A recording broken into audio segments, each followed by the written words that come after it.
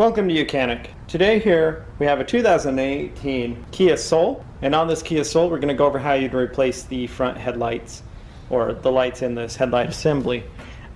We have ample space to do everything from behind without removing the headlight assembly or the bumper that you need to remove to get the headlight assembly out. So we have our turn light, or its parking light.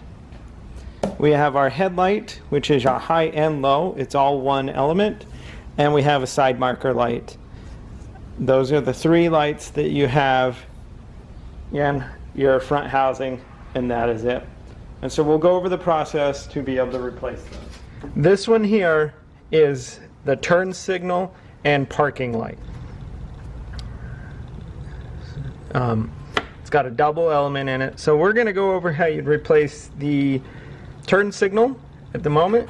So you just need to twist this a quarter turn counterclockwise, and then you can pull this element out, and then we have this light bulb that you're just going to press and twist to the left and be able to remove this bulb. This bulb here is a 2357 of a natural amber. So you would get a new 2357 natural amber. This is, like I said, this has got a dual element, so you could have part of it bad, but you just have to replace the one whole light bulb. Then you would place it in. Now we have one pin here that's a little higher than the other side. So when you put it in, it won't go in the other way. So you'll need to make sure you line it up where the pins line up, and you're able to press and lock that into place.